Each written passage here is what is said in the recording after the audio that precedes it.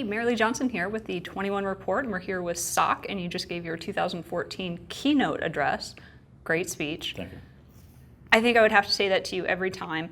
And I told you before that normally I get a couple questions, and sometimes with people, I don't have any questions. I'm like, what am I going to say to them? But you, I have like 15 pages of questions, so I'm going to try and ask maybe not the best questions, but the ones that I really want to know. Okay. So Right. the number one thing right away that, how do you realize that someone is either not a good person or not just good for you in a relationship? Sometimes you're in a relationship for months at a time before you realize that this person either isn't a good person or maybe just isn't good for me.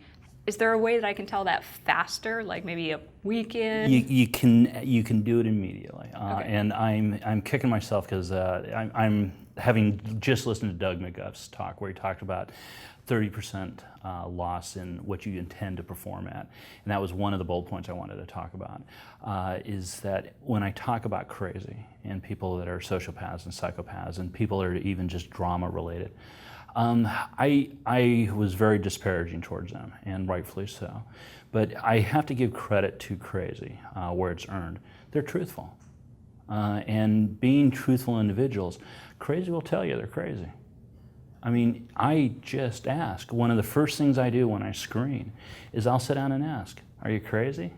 Are you a good girlfriend? Would you make a great wife? Would you make an outstanding mother?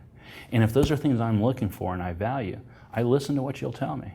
And I'm willing to walk away right then, no investment, right then, to protect myself and to make sure I'm going after what I want, not short-term interest.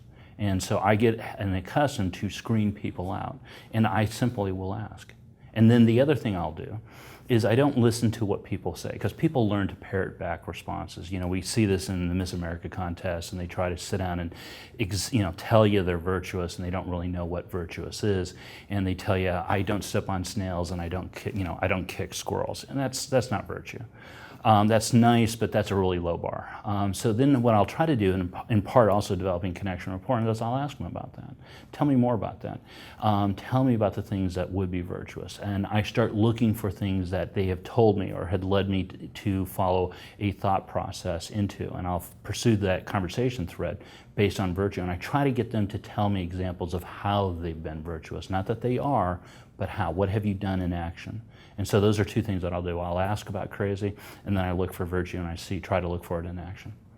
So when you're dating somebody and you find out that, or you just discover they're not really all that virtuous, are you being virtuous by staying with them? No. Okay. But it's throttled. To what degree? I mean, when we talk about perfect marriages, when we talk about perfect relationships, we're not talking without flaw. We're not talking immaculate, and there's a difference in terms. If we talk immaculate, that would be pristine, and nobody's immaculate. There is no immaculate. But we can't have perfect marriages. Just like we can have a perfect martini. It doesn't mean it's the best martini you've ever had in the world. It's just without major flaws. It's perfect. And to sit down and look at that, we all have flaws. God knows I do. And so I don't want to throw stones where I don't want to live, and I know I live in a glass house. So I sit down and say, are these things I'm able to manage? How meaningful are they? Are these things are really detrimental to my fundamental beliefs? And then to have standards and to sit down and say, I'm willing to accept this or I'm not willing to do that. And then the question then becomes, is this individual willing to work with it? If it's truly an issue, am I free to discuss the issue with the individual? And can we work with it together? So when I talk about being, for example, marriage potential, being in an area between that and the human ideal. You're looking for people that know their purpose and are willing to work towards that goal. And if they realize that, hey, this issue is really important to my partner, am I willing to work with that to preserve that relationship, to protect that relationship, and to be the virtuous individual they want me to be and that I want to be myself. And I think ultimately people want to be virtuous. So I think it's kind of an easy sell. So when somebody is calling you selfish for doing an act or being in a relationship, what is the difference between the bad kind of selfish that we associate and you're just self-interested? And it's interesting. We talk about egoism, straight that way. Is it pro-social? Okay. Okay, and anything that's virtuous is going to be pro-social. Okay, it doesn't mean it's not self-interested, okay, or there isn't some self-response or value pulled from it, but it's not so self-centered to be detrimental to a greater good, okay, and to especially being in a social sense. And the smallest society we'll have is between two partners, two people. It's the smallest form of governance. And governing social behaviors and social conditioning elements to that is important. So it may be selfish, it may be self-interested, it may be also terribly pro-social. And if they're pro-social, they're beneficial. If they're counter-social, then you have an issue. Then they're damaging. That's really good information. It's been really informative, and I know that we have to get going, and I've enjoyed talking to you, and I'm sure our audience has enjoyed hearing from you. They can go to manningupsmart.com. Manningupsmart.com. You can find me there. Your best bet is actually go to the table of contents, find out, because the blog posts are actually done by categories.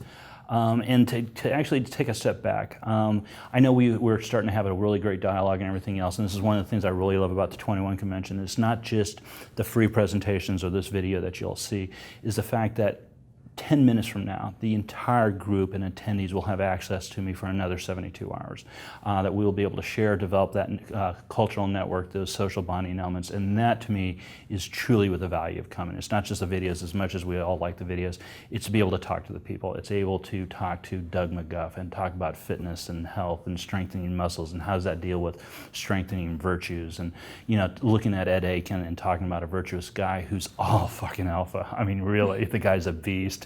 And having that play in relationships and to be able to show him in comparison to, something that would be counter, terribly antisocial. I do love it when I come here because it isn't just the videos. Seeing it on the computer or on your TV is so much different. You see these guys over a 3-day conference. They come in on one day and they're kind of unsure and none of them are friends with each other. And then by day 3, they're all just like, we're in it together. It's called camaraderie, and it binds you together. The other thing is, they're more confident. Like they're so happy, different people. It is, and you don't get the warmth, the human condition through video. You just don't. So with that, we will leave you with this video. This has been Marilee Johnson and Socrates for the 21 convention. Thanks for joining us.